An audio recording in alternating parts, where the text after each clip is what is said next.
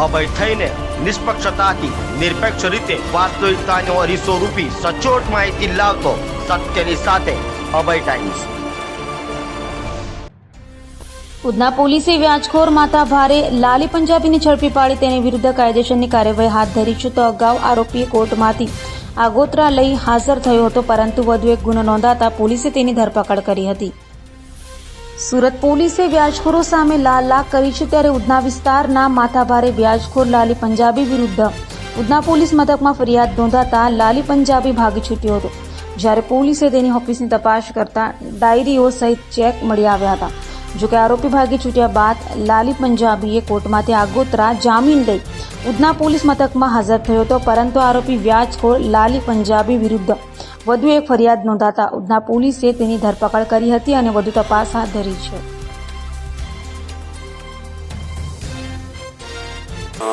સુરત શહેરમાં અમારા સીપી સાહેબની સૂચનાથી તમામ જગ્યાએ જે લોકો વ્યાજંકવાદીઓ તરીકે લોકો પાસે ખૂબ જ ઊંચા રેટમાં વ્યાજ વસૂલે છે, શોષણ કરે છે, આ પ્રકારના લોકો વિરુદ્ધ એક ખાસ ઝુંબેશ ચલાવવામાં આવી રહેલ છે। હાલમાં અમારા ડીજી સાહેબ તરફથી પણ સમગ્ર સ્ટેટમાં વ્યાજ બાબતની જે પણ આ પ્રકારની ફરિયાદ હોય તે અનુસંધાને એક ડ્રાઈવ પણ ચાલી રહેલ છે, જે બાબતને લઈને થોડા સમય પહેલાં ઉધનાના ભાઠેના એસએમસી હોલ ખાતે એક લોક દરબાર રાખવામાં આવ્યો હતો। આ લોક દરબારમાં વિસ્તારના તમામ લોકો આવી અને પોતાની આ પ્રકારની કોઈ પણ રજૂઆત અથવા ફરિયાદ હોય એ જણાવતા હતા। આ દરમિયાન એક ફરિયાદી બેને આવીને પોલીસને જણાવેલું હતું કે તેમની પાસે એક વ્યક્તિ છે જે ધર્મેશ હંજરા કરીને છે, એમને ખૂબ જ ઊંચા વ્યાજ દરે પૈસા આપ્યા હતા અને એમનું સમગ્ર રીતના એમનું આર્થિક શોષણ કરી રહ્યો હતો, જે બાબતને લઈને પોલીસે ફરિયાદ નોંધી હતી। આ ફરિયાદ બાદ પોલીસે એમના જે આરોપી છે ધર્મેશ લાલી એના ઘરે એના ઓફિસે જઈ અને તપાસ કરી હતી। ઓફિસના જે ડોક્યુમેન્ટ્સ મળ્યા એમાંથી પોલીસને 57 અલગ અલગ કોરા ચેક, 15 એક્સિસની ચેકબુક, આ ઉપરાંત એક પ્રોમિસરી નોટ, બીજી અન્ય ડાયરીઓ અને અન્ય ડોક્યુમેન્ટ્સ મળ્યા હતા, જેના આધારે અમે વધુ તપાસ હાથ ધરી હતી।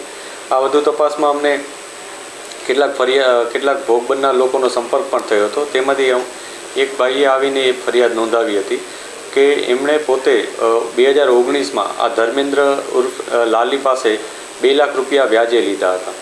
2 લાખ રૂપિયા વ્યાજે લીધા, એમાં પહેલા જ દિવસે જ્યારે આપ્યા વ્યાજે ત્યારે 24,000 રૂપિયા કટ કરી નાખ્યા હતા અને 1,74,000 રૂપિયા એને આપ્યા હતા અને દર મહિનાનો 24,000નો હપ્તો એ પ્રમાણે નક્કી કરવામાં આવ્યું હતું, જેમાં 1,68,000 જેટલી રકમ આ જે ભાઈ છે ભોગ બનનાર એણે પરત કરી હતી અને તે છતાં જે આ ધર્મેન્દ્ર લાલી છે એ વધુમાં વધુ માંગણી કરતો હતો।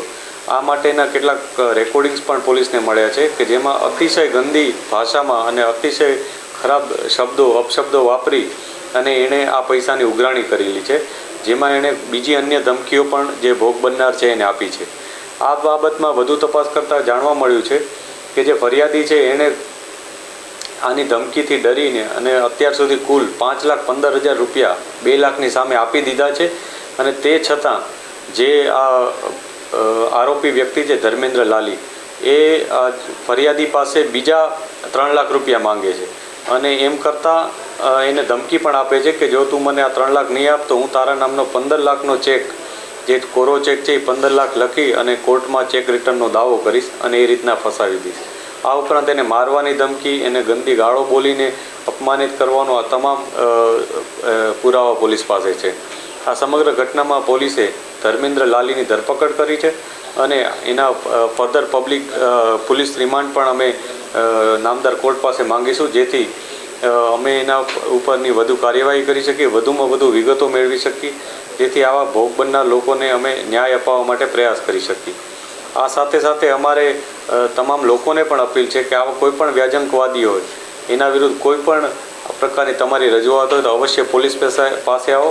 અમે તમારી જે રજૂઆત હશે, જે પુરાવા હશે એના આધારે ચોક્કસ કાર્યવાહી કરીશું। ખાસ કરીને આ કિસ્સામાં કે જેમાં 57 ચેક મળ્યા છે પોલીસને, એ ચેક બાબતમાં પણ તમામ જે ચેક આપેલા છે ભોગ બનનાર લોકો છે એમની અમારી વિનંતી છે કે આપ પોલીસ પાસે આવો, પોતાની કોઈ પણ જાતની ચિંતા વગર અને નિર્ભીક રીતના પોલીસ પાસે આવો અને પોતાની કોઈ પણ રજૂઆત હોય પોલીસને કરો. જેમાં પણ અમારી પાસે પુરાવા મળશે અને કાયદેસર કાર્યવાહી કરી શકશું એમાં ચોક્કસથી અમે સખ્તમાં સખ્ત કાર્યવાહી થાય અને લોકોને ન્યાય મળે એ બાબતનો પ્રયાસ કરીશું.